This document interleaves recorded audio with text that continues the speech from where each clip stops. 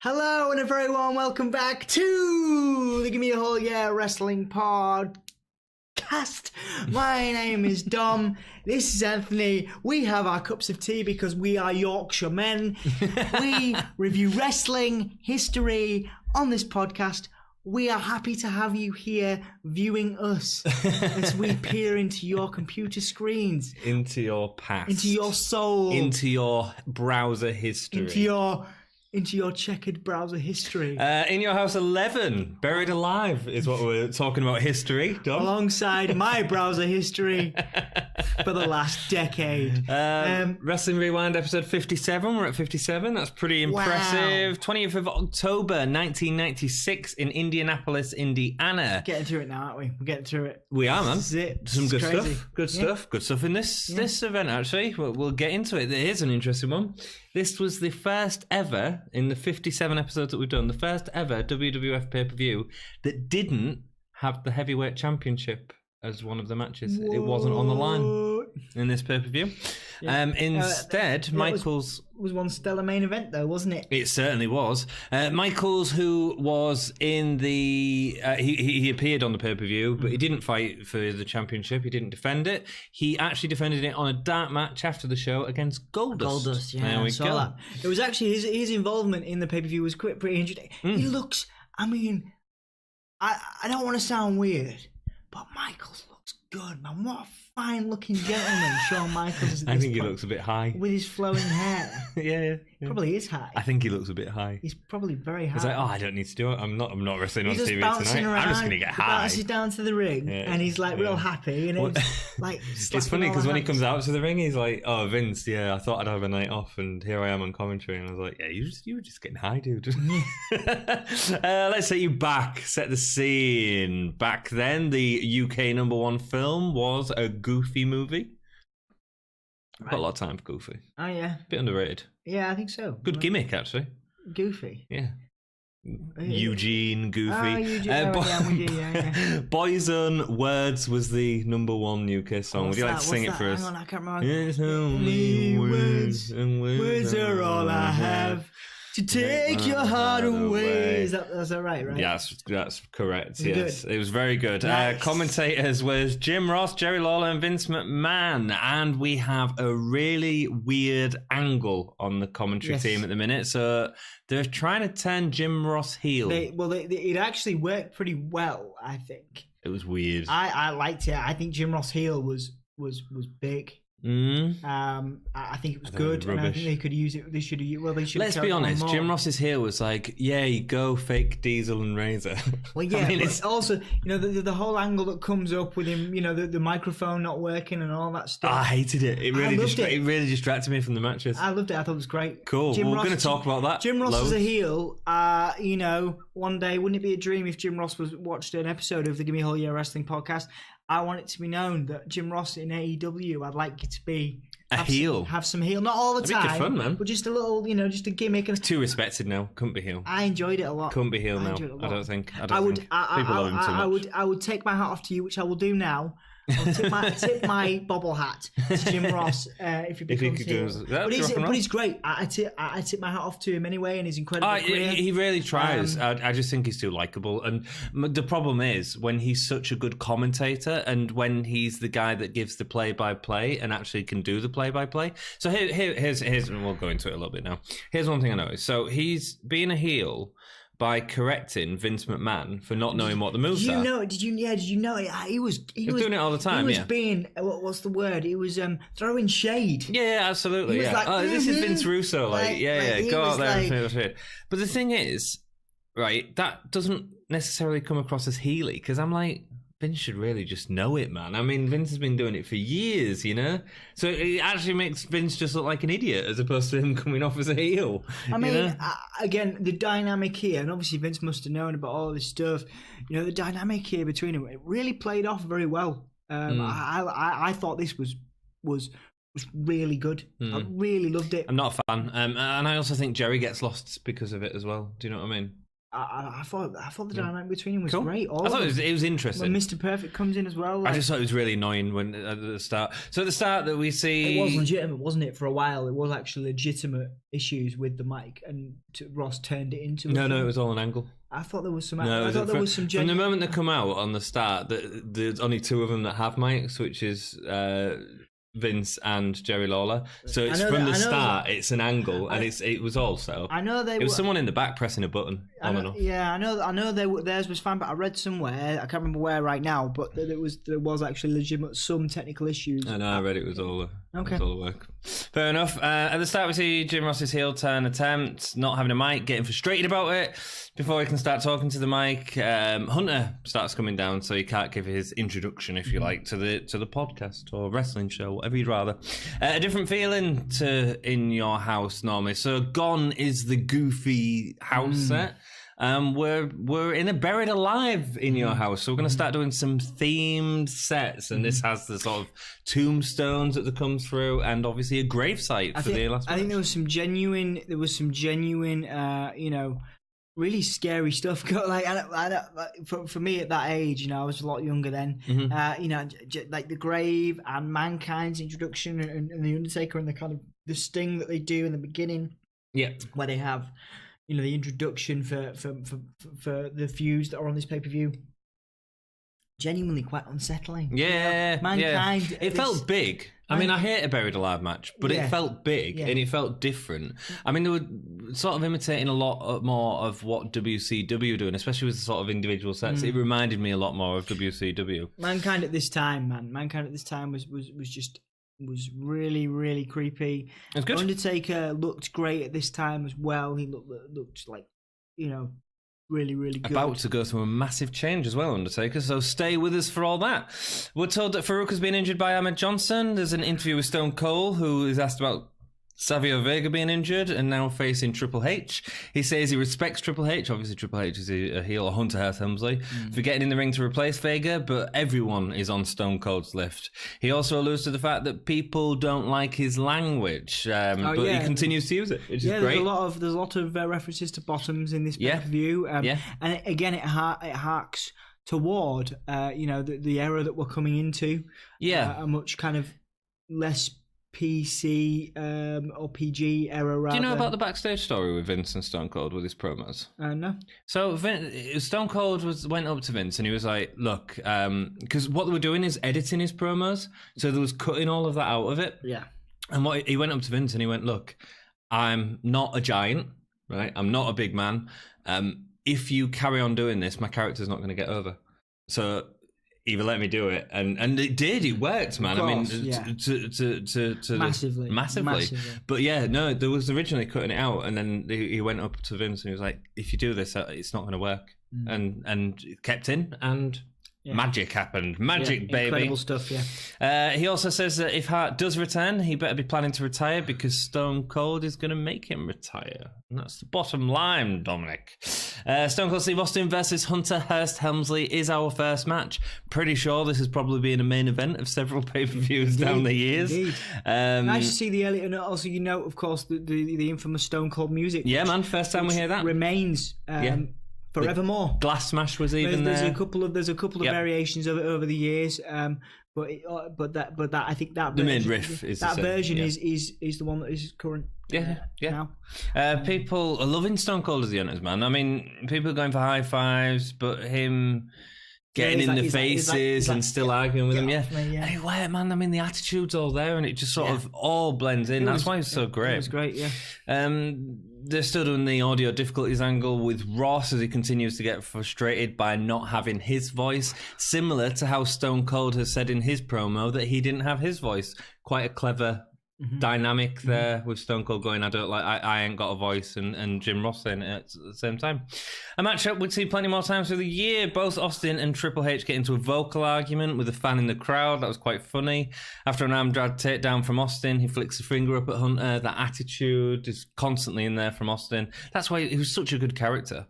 You forget how good a character Austin was. Oh man, I've said this before on the podcast many times. I have never been a fan of Stone Cold Steve Austin's gimmick. or his wrestling style. But obviously, you can't deny this time. If I was watching wrestling at this time, but I think if I'd have been this age at that time, I'd have been like, wow, this is cool. Yeah. Whereas you know, as a kid, I was pulling for the underdog always, but like this is the kind of character you can get behind. An audience can get behind. Yeah, exactly. And the older generation, the sort of teenagers, you know, sort of late, you know, mid, early, late 20s, early 30s. That's the primary audience. Yeah. And the working class guy that wants to Stone Cold Stunner his boss or her boss. And that's what Stone Cold. And also, you know, the fans were coming back, man. Fans that had watched the golden era of wrestling in New Generation, that was all coming back now and just enjoying this new hardcore product, which was sort of forced on them by WCW. And I think the hardcore, you know, you see in that this time with the Buried Alive matches, numerous other things. You're slowly seeing more chair shots creep in. Obviously, this is before the days of, you know, wellness policies and etc. Where you can see or medical, you know, where WWE are much more careful about concerned about concussions, with good right. And blading's not something that's come up yet. Actually, I mean, we in some of the early pay-per-views we saw it, like the WrestleMania with Ric Flair and stuff like that. Bret Hart at that same WrestleMania, but it's not something that's happening yet. So it's quite interesting. I'm looking forward to seeing when that starts happening. Because it's in the next year because of the whole Austin Bret Hart thing. Nice as Austin and Hunter get in each other's face. Hunter slaps him, so Austin slaps him back, and he completely oversells it. That's how it works. Ross is saying he's responsible for holding Hart, for bringing Hart back. It's sort of the heel angle. I'm gonna bring him there Raw tomorrow night and stuff. Yeah. And again, genuinely, it feels like Ross is going against the the establishment, which is massive for that commentator at this time. I just felt it was slightly at the expense of the match. Like, I was quite enjoying the match, and then they constantly kept for the next two matches. That's all it was about. The only time you ever get a sniff of that Ross again is there's a brief angle in the early 2000s went between Taz and Ross, where Taz insults him for his Bell's palsy, right? You know, and so they really cutting remarks, and Ross nasty. He genuinely goes for Taz, and genuinely you see Jim Ross, you know, giving it. Good. And that's really good. It's really, so it's really interesting. Oh, he's a very intelligent guy. Quite a few arm bars in the match. It's nice how Austin is always trying to trash talk their opponent. Nowadays, I was thinking about this. So nowadays, when someone's trash talking, so let's take Kevin Owens, right? It was great trash talk in the ring. But you hear everything that he's saying. You always hear him talking trash, right? And they have the microphones to pick it up and, oh, look at, you're not laughing now and blah, blah, or whatever it is. Rhea Ripley, she's another one. She does a lot of trash talking. And it's always about letting the audience hear and all that. This, you couldn't hear what he was saying. It was just constant in his face. I see what you mean, yes. And I really like that. I don't think you need to hear everything. And I wish that people like Owens would like back off a bit and not do the character sort of. But do you think that's just technology though? Obviously, because you can now pick up more of the in-ring stuff, and now you do hear. No, because I just think it was Austin's attitude. I don't even know if he was saying it. He was just sort of whispering under his breath, because you could hear him talking. There's times when Paul Bearer. You know, you could always hear him. That's true. It's a good point. Yeah, you know, very good point. It was just a different way of doing it. But like I say, I've just missed that performance element of it, of using that as part of the character. I see what you mean. The crowd felt a little dead with Hunter's attack. Part of the problem, really, with the heel versus heel match. So the crowd don't know when to support Austin. If you've got a heel with a heel in a headlock, who are you supporting? At what point? It's a bit weird. The two swap sleepers before Stone Cold cutters out of one. They're getting behind Austin as he hangs Hunter on the ropes and delivers an axe handle to a prone Hunter. When the clothesline knocks both men out, Perfect comes out. He takes Hunter's entourage, causing the distraction. He takes the girl. It was quite nice. I liked it. I thought it was a really good introduction or return for Mr. Perfect. Yeah, it was setting up a match against Hunter and Mr. Perfect the night after. I don't believe that match ever happened. Little confusing because he kind of goes for everyone, doesn't he? Yeah. Stone Cold throws the soda. Yeah. Well, Stone Cold's the guy that's like, I don't care who you are. So he takes on his entourage called the Attraction. Stone Cold then starts on Perfect because he'll start on anyone. Triple H sets up the pedigree, but Let's Go to go after Perfect, who's leaving with his entourage. Austin catches up and gets a backdrop on the concrete carpet. I hate that. I hate it when Put like a grey carpet down and go, it's gone great. Yeah. Austin flicks up the fingers in the face of Hunter before delivering a stunner. Crowd cheer the heel. Attitude, man. Attitude. One of the first times, or most recognisable times we see that all the time now. You know, we see those. You know, when you put Roman Reigns and John Cena together, that's you know, two people that aren't very well liked, but one's got to get the edge, and this is it. You know, Stone Cold was a heel at this point, but you started to see the crowd getting behind him. People wanted to get behind him. It's a great 6 months this in wrestling, where sort of where it all changed. I clicked on to when I was doing my research. I clicked onto Survivor Series '97 a year later. And you know, so much happens. You know, the pre bit, you know, is DX stuff. What, in '97? '97, right? He starts doing the, you know, it's the early days, but he's doing the, you know, that kind of thing. We've got King of the Ring '97. We've got all sorts, man. Crazy. And so, if you're enjoying this podcast, stay with us, subscribe, and we can watch. Yeah, we appreciate you being here. Let us know what you think in the comments below. Man. You can support us by buying merchandise if you want. Cups. We've got t-shirts. You know, heck, if you answer some questions, we'll give you some stuff. If you wanna ask us a question, we'll send you a t-shirt because we really appreciate. We won't do that. I keep doing this. I'm gonna say. If you send us a comment in the first hour of it uploading, you can have a t-shirt. There we go. Okay, yeah, all right. Good. I want people to see our fine wares, and also support the brand. You know, decent opener. So and also support us on Facebook, Twitter, Instagram. Also, give me a hull. Patreon. We're on Patreon if you want to support us there. Decent opener. Like the only issue is there's no build to it because obviously it's because Savio Vega can't work. There's no like. Obviously, we're going to get better Triple H Stone Cold matches in the future when they're both a little bit tidier as well. Video package, Hunter man gets a bit tidier. Certainly tidier in the ring. Austin, in the ring, I was like, what are you trying to? You tired it, Triple H? No, Austin, you're looking fine. Yeah, it's all right. More like a nose. More like in the ring. Like a fountain on his face. Stop being mean to John Paul Levesque. So. You mean like in the ring they get more pronounced. Yeah, I mean Austin like less so because Austin obviously gets the horrific injury where he has to lose a lot of the technical stuff, but and can't take as much. But Triple H certainly becomes a lot better wrestler than he is now. A lot better, even though he is good back in. Good opening match, video package, and that sort of carries on throughout the show. Actually, it's a good one to go back and watch. Video package showing the Smoking Guns relationship with Sonny. Bart wants a championship. Billy wants Sonny back. Yeah, an interview with Billy who says as soon as he has the title, he's going to get Sonny back.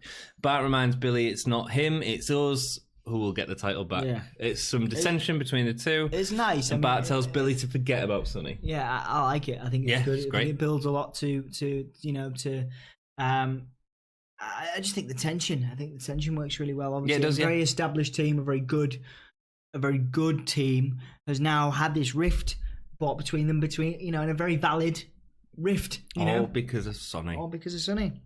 We could have a rift over Sonny if you want. I'm alright. So this is a rematch for the tag team championships. Talking present day, Sonny. If you want, can do. I'm alright. It's videos, I believe. There are, Anthony. Yes. Good. Owen Hart and British Bulldog with Clarence Mason versus the Smoking Guns is next. This is for the tag team title. The frustrations are building up for Ross. They keep turning off his mic. On and off. I love it. I think it's great. Again, another issue with this is we're going from one heel to heel versus heel match to a second heel versus heel match. If anyone was a face in this match, it was Bart Gunn who just wanted to get the job done. Weird.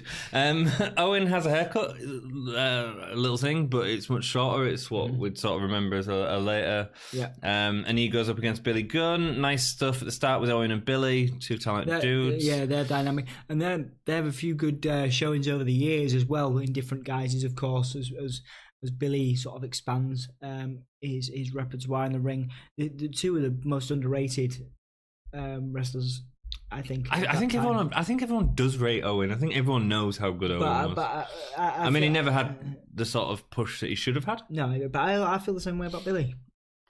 I'd have to watch more stuff. It's like watching Dolph Ziggler. Yeah, okay, maybe so. Bart Gunn is way better than Billy at this point. Way better. We've talked about this. Cool. Every episode. I have to get a reference to Dolph in every episode. I know, man. I know. Just because I know how happy it makes you. Yeah, it does. Do you know he bought me a goddamn Dolph Ziggler figure for Christmas or my birthday or something? I was like, oh, I mean, wonderful.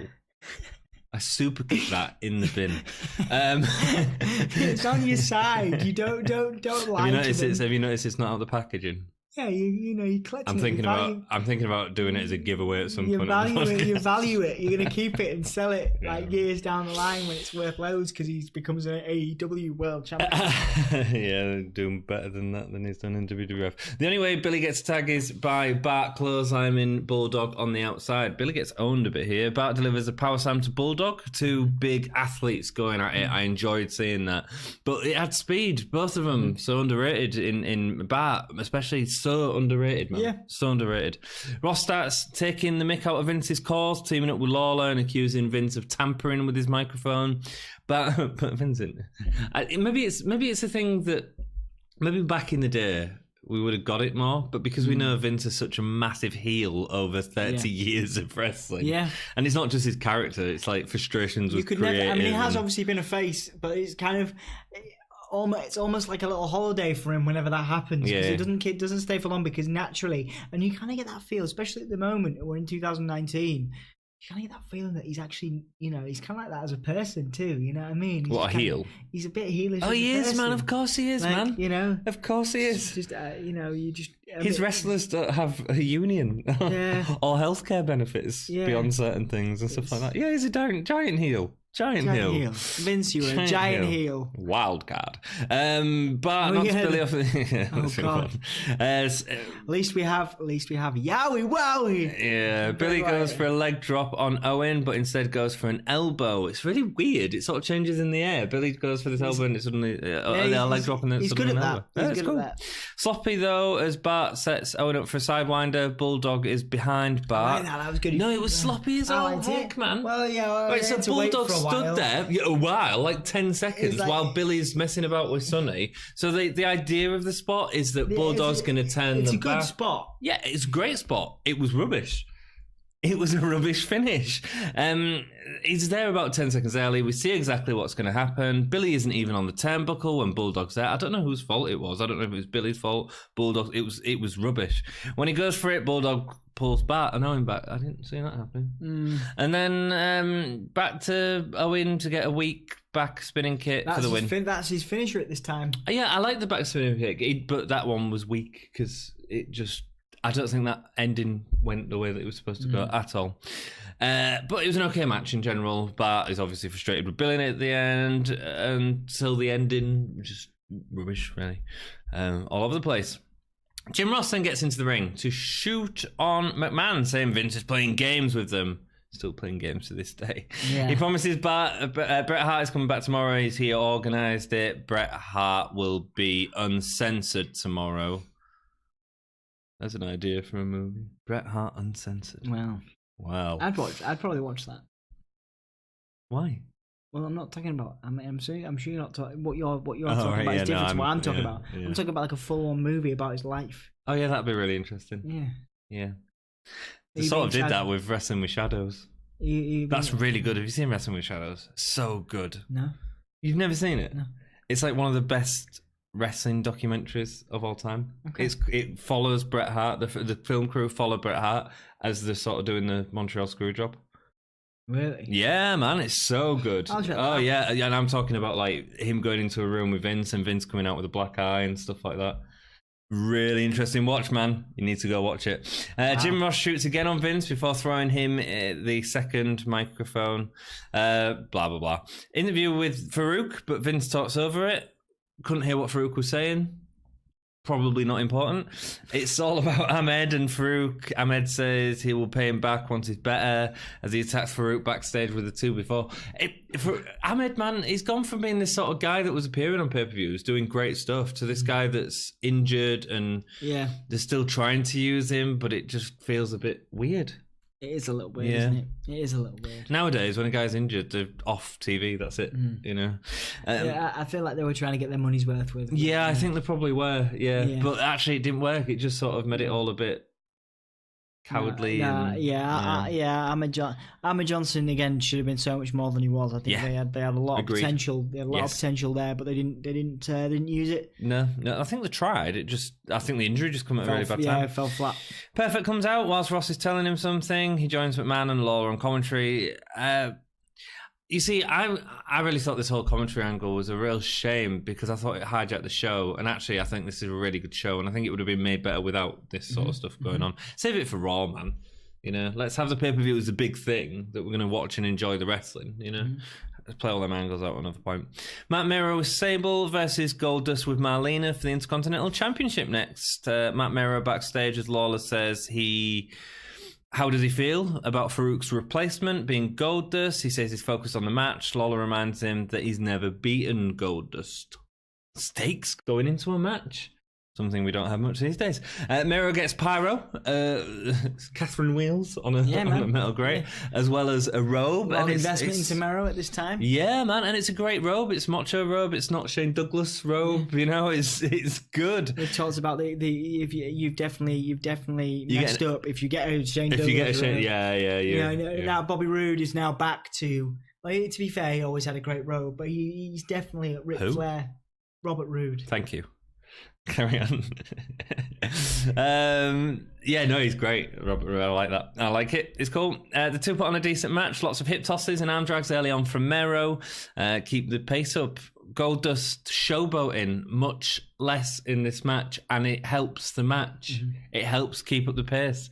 Goldust spitting on Mero, gets the heat from the crowd, but then Mero gets back and pins Goldust down and starts unleashing on him, which the crowd pops. It's the way that I wish Goldust worked in every match, you know? It's little things. Just antagonising people. No, because he always does antagonise him, but sometimes he takes way too long antagonising. This match was a really good match. It was probably... Was it the best Goldust match I've seen on these pay-per-views? I think it probably was.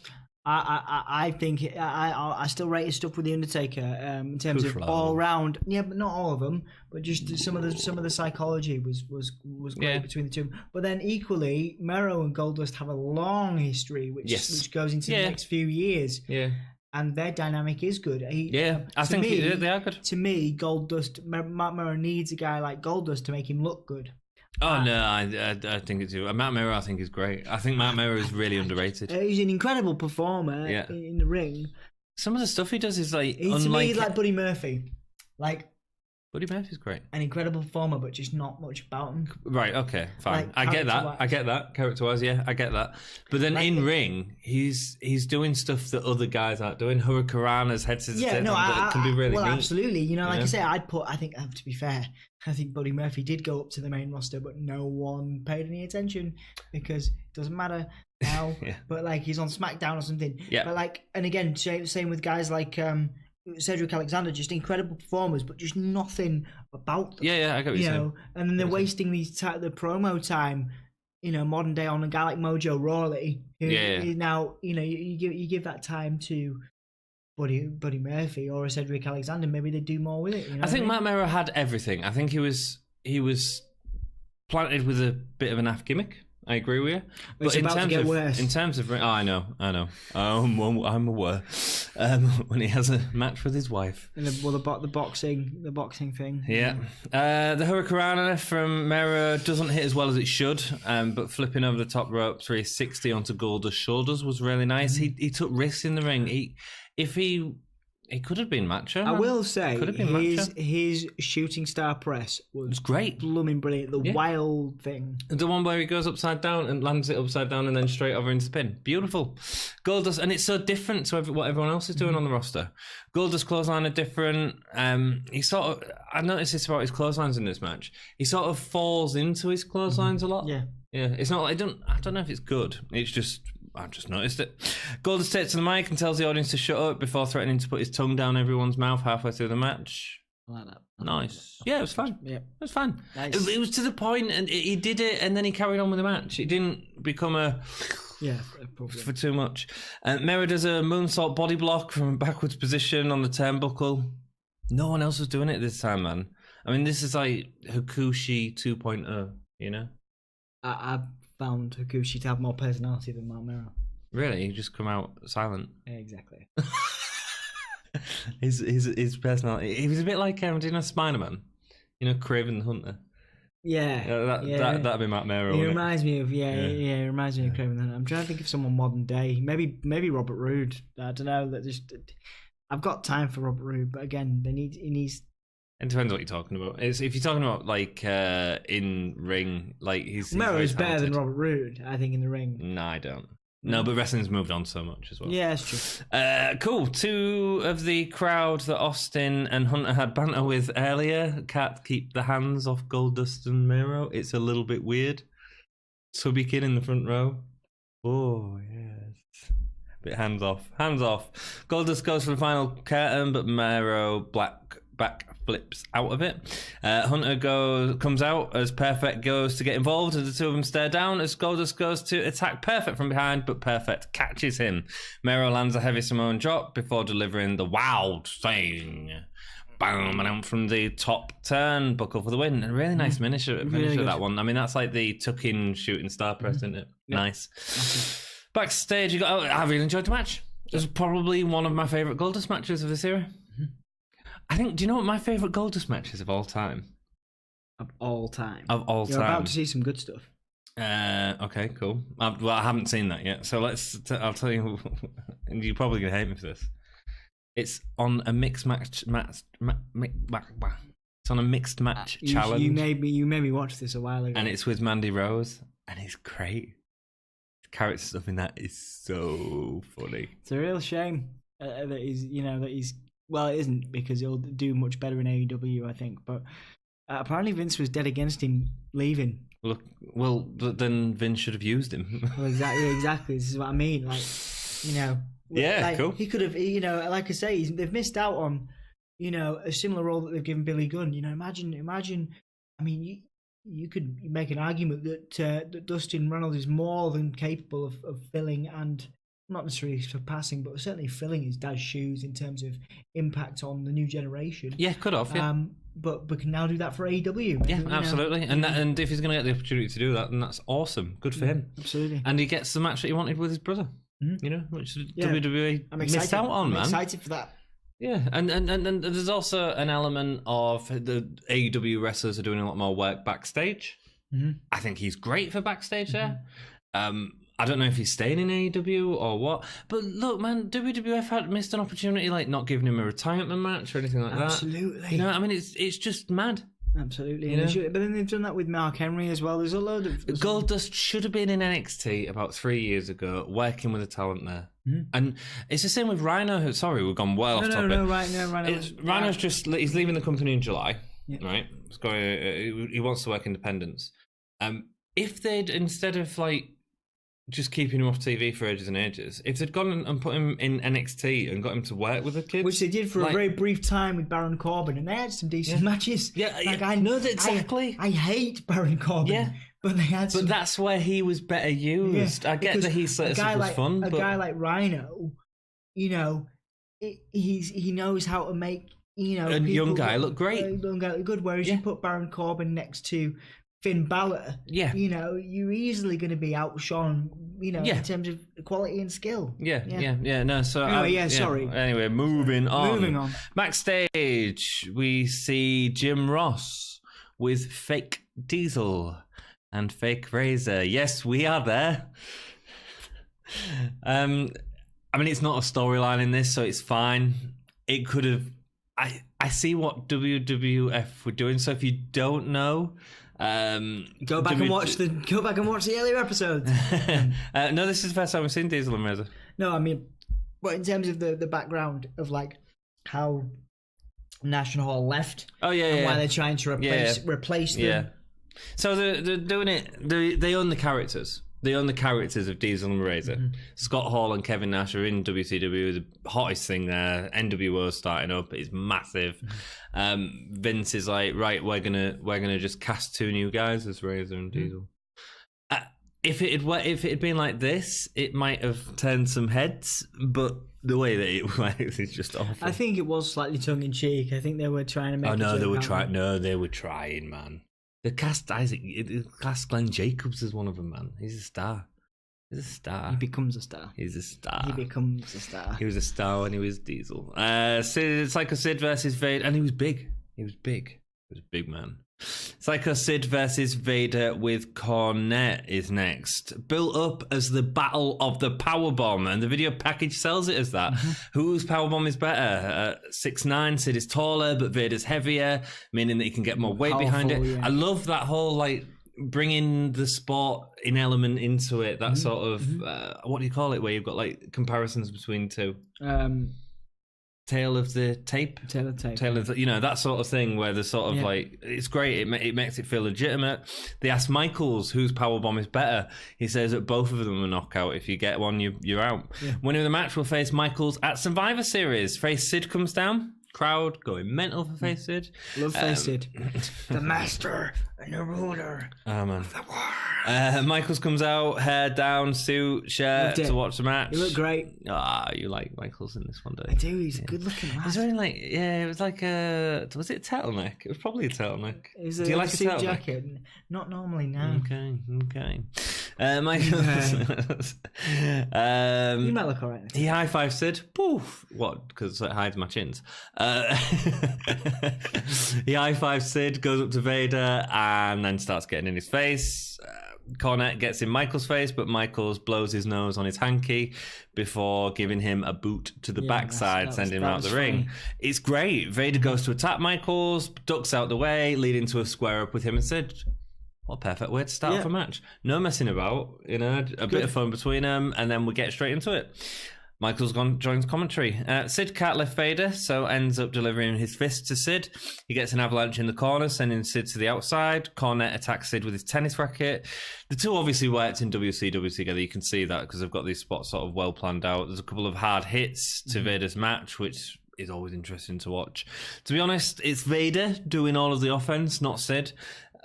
Which works for the match as he varies his attacks more. I think Vader is much more of a diverse performer. Way more, and doesn't always get the credit for that. And but does regularly on this podcast. We're both I'm a big Vader fan. We're both big Vader. I think you're more of a Vader fan, but I've certainly, I certainly warmed to him. As he varies it, teabagging Sid's face, that's good.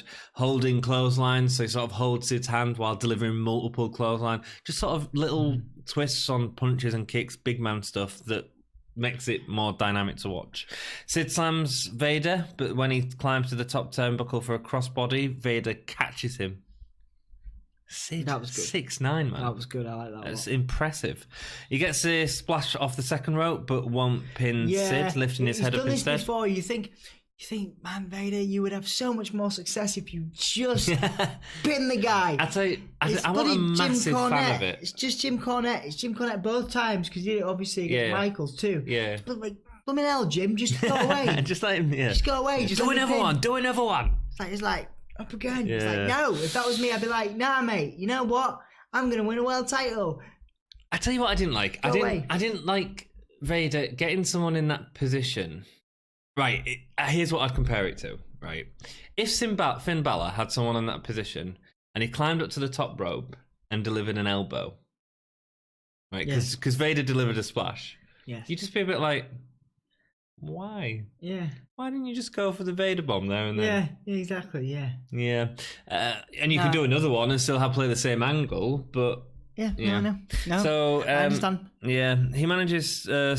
So he goes for his Vader bomb, but Sid gets his knees up right in the gonads of Vader. Of course he does. He manages to scoop slam on Vader before calling for the power bomb. Cornett comes in, but Sid catches him as his leg is off the top rope. Pulls him up, hits him in his tennis balls. Yeah, the classic to the tennis balls. Sid goes for it again, but Vader delivers a low blow to get out of it. Vader goes for his, but can't lift Sid. Did you like Michaels being like, I'm going to have to use that one if Sid wins? That's funny, yeah. That's good. Michaels was funny in this. Instead, Sid choke slams Vader for the 3 count. No powerbomb, fair enough. I didn't really expect it. Unless he was doing it. Couldn't you have done a Vader bomb into a powerbomb? Probably. You could probably get away with that. I mean, you don't actually have to hold him, just let him fall back. Michael says he normally cheers for Sid, but now he has to bring him down, and they shake hands as Pyro goes off. Boop, that was quite nice because there was a little bit of tension there. Watch for a our second. next pay-per-view. Teasers for the future. This match was better than it had any right to be. I will agree with you. I was going into it, I was like, oh man, Sycho Sid, not a fan. With Vader, I just didn't see it happening. I will agree with you. It was good. Yep. It was good. Yep. Everything on this card was good. Yes, it was. Next up, Doc Hendricks tells Survivor Series. He sells Survivor Series after a video package, waiting for Sid. He starts selling Survivor Series, but McMahon just like interrupts him and cuts him off to do it himself. Hilarious. Jim, it's so funny having the owner of the company like on commentary, like still calling the players at times. Yeah. Like you hear him at times, like in all these pay-per-views, going, we should get a replay of that, or like where he'll go, I can't remember. It's just good stuff. I love it. Jim Ross interrupts the interview with Sid to that was nice. He's like, lead it himself. Yeah. He gets right to the point. Jerry Lawler makes a good point. Jim Ross just gets right there. He's like, will you do anything you can, including breaking his back to become champion at Survivor Series? Not the. I mean, that's an aggressive question. The arse there, Jim. It's like,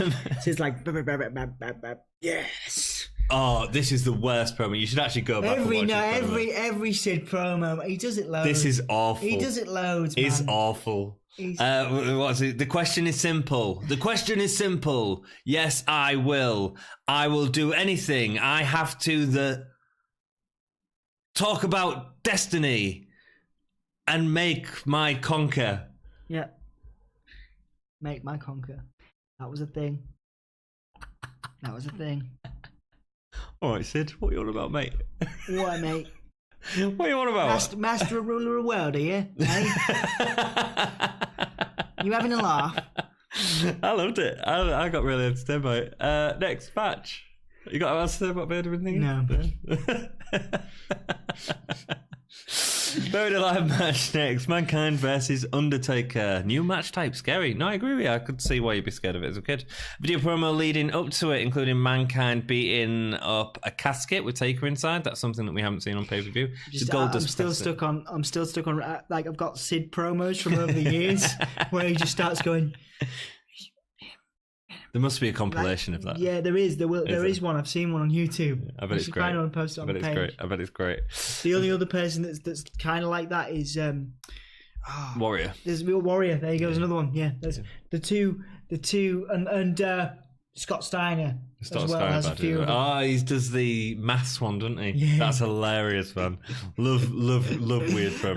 I mean, like me and you. Can you imagine? You got all those people watching. I can imagine it's quite a nervous. Dude, I can't even get the names out in general. It's quite a nervous thing, I imagine, to have to do. Yeah. When you pumped up on steroids. Equally, I'd be like, I'm getting paid a lot of money to be here.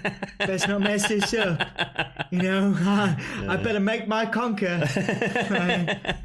It's funny, man. So yeah, we see the video promo. Undertaker, Mankind's beating a Goldust casket with Taker inside it that was chained up. Interesting stuff there. I don't know much about that. It's all focusing on the fact that Paul Bearer in the urn has gone to Mankind. This had to be the best feud of '96. Would you say?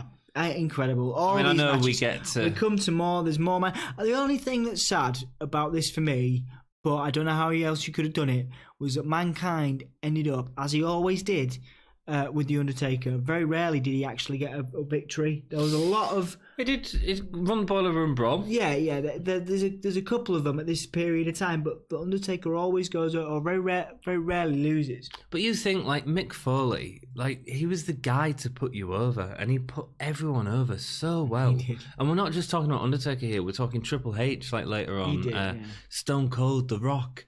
Like... He was the guy in the company that was just, bringing so much good stuff. You make a very good point there. Would The Rock be where he is today without Mick Foley? You know, would Triple H? Would Triple H be where he is today without having those really strong matches with a guy like Mick Foley? Yeah, I don't know, man. I don't know. Because you're attributing, all of obviously Rock's got charisma, which has allowed him to do what he does today. But you think, that that popularity certainly came from this. Oh yeah, you know, from a period we're about to see him as well. We're about to see him in the next pay-per-view. Yeah, you know, you just think how many people owe their careers, or at least a small amount. A lot. I mean, Taker was revitalized by this, like completely. And had this not happened, would Taker have changed? Because his ring style changed and everything, man. And in a testament, a tribute to Mick Foley, I will make a point about Al Snow.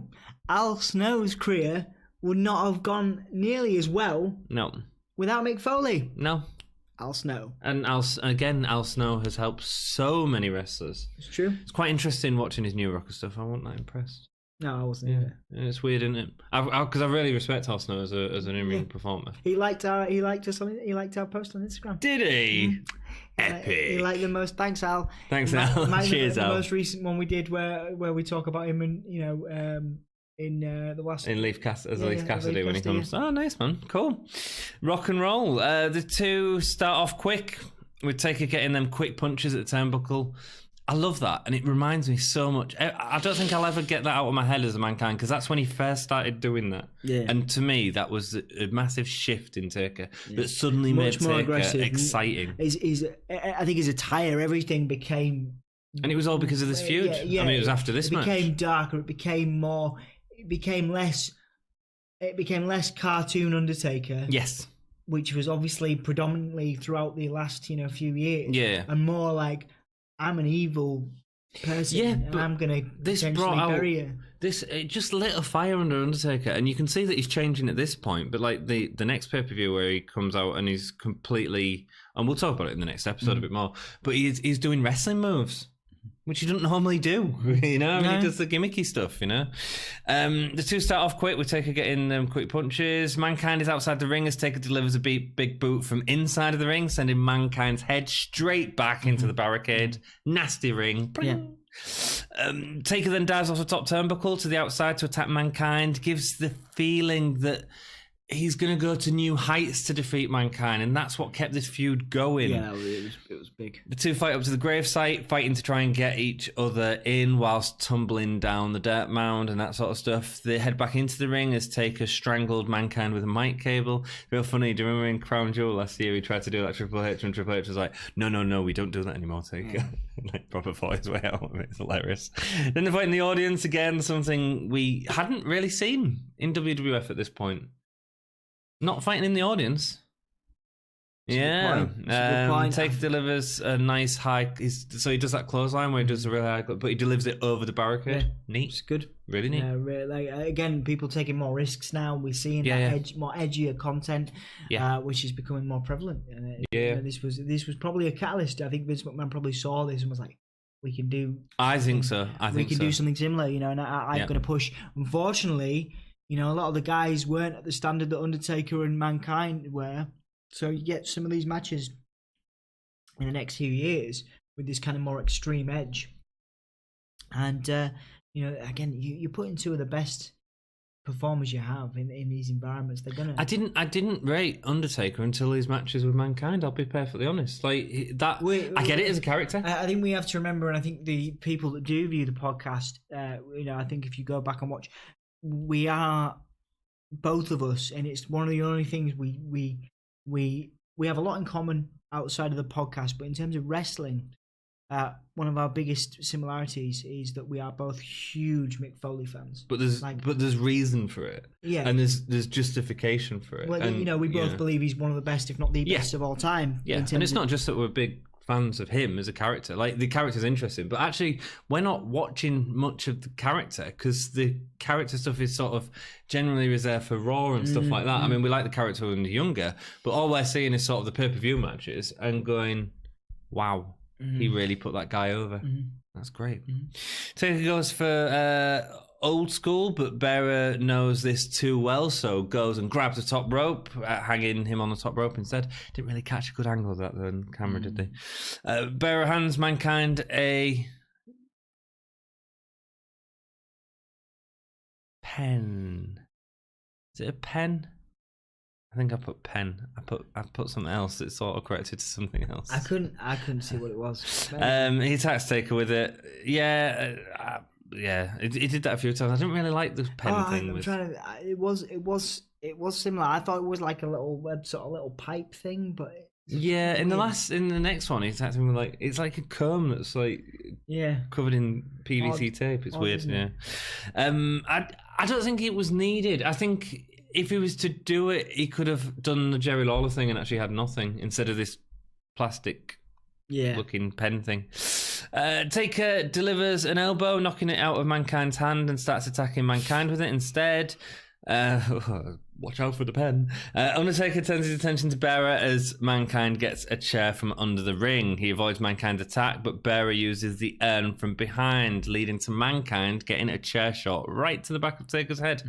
Mankind beats Taker into the grave before Mankind can shovel in the dirt. Taker chokes Mankind. That was a nice counter as well. Obviously, that becomes a thing. Yeah. That whole, but it was not. I mean, it was cool the way they did it, where he's like, you'd want expecting it. Yeah. Mankind took a really nasty bump down the dirt mound. Yeah. It's a real simple hip toss, but he hip tosses and he just misses the mound and hits the floor. You feel, do you know what I mean?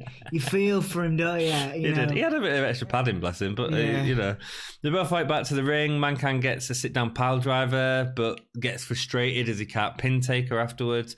Mankind DDTs Taker onto a chair, and then Taker's like he goes to do his little thing where he's rocking back and forth, which I really like. I thought it was cool because they thought they'd had the match won and it was fine. Taker does his sit up, everybody freaks out. I thought this was one of the best, if not, I think it was one of the best segments of the match. This period. Yeah, it was great. It was violent. The interesting thing for me about this is, do you remember? It was Survivor Series. I think it was Survivor Series. He debuted at 90. So was it was either 92 or 91 where he fought Hogan for the championship, and Undertaker beat Hogan for the championship, and he had a chair spot where he did his tombstone, which Ric Flair brought out onto the chair, and it's about the leg shaking thing. Where Hogan come back and was like, oh no, he's legitimate, hurt me, and he clearly didn't. It was just Hogan's politic, and that's why he got the title back at this Tuesday in Texas. But that selling as well, the selling of that tombstone was ridiculous. Oh, it was, yeah. It was, yeah. It's But the ironic thing is, here's Undertaker taking a DDT to the chair for Mankind a few years later, and working the job for Mankind as well. Yeah. Which is great, and I think their dynamic. Yeah. How things have changed since Hogan was in WWE. Mick Foley. You don't really hear too much about the friendship of Mick Foley and Mark Calloway or Undertaker, but there must be something. Those two must get on like a house on fire. You don't hear much about the Undertaker, do you? As a thing, true, but I really want Taker to be out at WWE to start talking to people about this stuff. Like, it'd be really interesting to hear. He did do that interview, didn't he? Before he got with the preacher. Was it with the preacher? Yeah, it was with the preacher. I watched a lot of it, but I didn't watch all of it. Was it refreshing for you? Did you enjoy it? There's more. I think wrestling fans want a wrestling interviewer to really go into the sort of deep bits of the matches, and not have to pay was it $250,000? It was a lot of money for it was a lot of money. Yeah. We tried to get him for the podcast, and he said it was 20 grand, wasn't it? That was it. No, I think it might have been more than that. And he was he said, "All right, Marco Calloway," and he said, "Rest in peace." Yeah, he did. That really happened. Mankind reveals the concrete carpet. Still real to me, damn it. Taker drives him back upside down into the steps. So he reveals the concrete carpet. He goes to do a move on the back. He sort of ends up upside down on the back of Taker, and Taker just sits him into the back of the steps. Yeah, that was harsh. It looked really violent. It botched, probably. It was a bit like, I think it must be. I've seen something done similar. There's a lad, a UK guy who's very famous for hardcore wrestling, from a guy called Jimmy Havoc. And his finisher looked to me like it was like a tombstone. Yeah, but reverse. From behind. Yeah. You messed that up. Yeah, no, dangerous, man. Dangerous. And I was like, I don't think we'd ever see anything like that, or certainly not in recent times in WWE. No. But yeah, look, I mean, it must have been a botch. Yeah, it looked cool. It looked violent. Yeah. You never know cool these for us two. viewing, but Yeah. Undertaker keeps with his stares in the ring. He eventually hits his tombstone. Then he carries Mankind to the gravesite. But when he gets there, Mankind locks in the mandible claw. I love the mandible claw because it's such a move that can just come in at any point and stop anything. And it felt real. It wasn't. It was just... But it felt real. Yeah, I think he does get it under the tongue, and the whole idea is that it's meant to be a pressure point under the tongue. You do see some quite close-up shots of it over the years, and he goes pretty deep with it. But there must be some kind of... Nah, he doesn't hurt anyone. No, Mick Foley is the safest worker. But like not to himself. His fingers go right in there. So they must have worked something out. So how far can I get? No. Taker carries to the gravesite. Undertaker gets up after the mandible claws in his mouth and then chokeslam Foley's into the hole. Then pours a dirt onto him. The ref declares Undertaker the winner. But wait. As he continues to shovel on dirt, a masked man enters and smashes a spade across his head. The executioner. Yeah, Terry Gordy. Terry Gordy, yeah. And then he helps Mankind out, and they continue to bury Taker. Loads of wrestlers coming out, including Goldust comes out, Crush, Hunter Helmsley. Yeah, to help with the burial. But wait! So it's actually quite, because they're all... It's cool, there's a lot of dirt. I like this. And you can tell, like, later years, they started, in Buried Alive matches, they started to use a forklift, a dumper truck to dump it in. It's a lot quicker. You can see them wrestle, especially Mick Foley, bless him. He's just, like, wrestled a 20-minute match, and here he is, like, I've got to pour dirt, man. He's proper, going for it as well. Yeah. It was exhausted. Terry Gordy. Yeah, do you know who Terry Gordy was? He's had quite an interesting career, hasn't he? He formed the fabulous Freebirds with Michael Hayes. There was a story, I think, where Vince McMahon brought him back in, but wanted to protect his legacy because he was not as agile as he once was, and that's why they put him in the mask. Oh, is it? To protect his legacy, so that people didn't know it was him. Okay, cool. Cool. It does that with a lot of wrestlers in the future, actually, like John Tenter, who played Earthquake. He comes back in as Golga. As Golga, in the Oddities. There we go. With the insane clown posse because wrestling. The crowd are chanting "Rest in peace" as they cover Undertaker. All the wrestlers look exhausted. Before it all kicked, weirdly enough, though, the thunder and stuff all kicks off before they finish the hole. Yeah. So it's real. It's like but you couldn't. There's a lot of dirt there to move, man. There's a lot of dirt. I suppose. And so... They probably had a time limit as well. Well, what they do is they cover... So there must have been a plank that he pulled out, so it actually covers him that looks like dirt. So the idea is that he's not going to get hurt, which is good. And then lightning effects... edited in afterwards, but then there's pyro as well, so it looks a bit real. And then Taker's hand pops out of well, it's not really out the grave, is it? It's not where the dirt was. It's I really like it. Trapdoor. It reminded me, and this is what reminded me of when I was younger. I remember it very specifically. It was really creeped me out, and because it reminded me of Tim Burton's Batman. Where the Jack Nicholson falls into the and he brings his hand out. Okay, cool. And it's like, yeah, that's weird. It reminds me of Zombie Flesh Eaters because I had a more violent movie upbringing than you. But the Zombie Flesh Eaters has the hands coming up. Yeah, I think yes. Buried Alive match. Well, that's the end of the match, really. The Buried Alive match is a difficult match to do. It's basically like all these sort of gimmicks where it's capture the flag. Do you know that? You know that sort of thing. I think the only two people that can make it. I mean, they obviously have another one. I think with Triple H is in there. Kane, they have one. There's always ways to make stuff work. But the only two. But like, it's legitimately it only works with like Kane or Mankind. You know what I mean? If they were going to do one today, it would have to be with Bray Wyatt, Finn Balor, Aleister Black, or that kind of thing. Cool. It's very tied to a certain type of performer. Yes. Yeah. I think because it was always Undertaker's one of his three sort of matches. I mean, Hell in a Cell become the famous one that sort of went to everyone, and anyone's in Hell in a Cell nowadays. But obviously, casket matches and Buried Alive. Yeah. I mean, it's interesting. It's because I don't remember fun. many. It's okay. fun. It works. These two make it work. It's silly, but again, you know, wrestling is about taking something kind of ridiculous. You know, these guys are grown men in outfits, whatever. Yeah. Trying to bury each other. Wrestling, you know. Yeah. I think it's good. I think it was good. I tell you what, it was a really good pay-per-view. Let's go into our gay stars for this pay-per-view. I'm going to say good. I'm going to say 3. I'm going to say 3. I thought it was a really solid pay-per-view. There wasn't outstanding. I think, no. I think the Undertaker, if the Undertaker Mankind match hadn't been a Buried Alive match, it could have been outstanding. Again, as obviously their last meeting was. I think it needed a gimmick to keep the feud fresh. But I agree. I think it was the right time to do the gimmick. But it was interesting. Equally, the Vader Sid match was, again, for both of us, surprisingly good. It was, it was way better than it had any right to be. there are some there's some misfires in there, but there's also some gems. You know, the Mr. Perfect dynamic between Triple H and Stone Cold was a nice moment. Yes. Obviously Stone Cold, it's iconic in terms of his music and stuff. So there's some good moments there. There is, that allow me to give it. I'd say 3 as well. Yeah, I know. I'd say exactly the same. It's one of them where it's just solid all the way through, and it's just easy one to watch. Nothing exceptional, but just good. No, good. You know, we're coming up to some pay-per-views that are less than good. So it's this is welcome. This is good. It's nice, You know, it's nice. Best match. A nice time.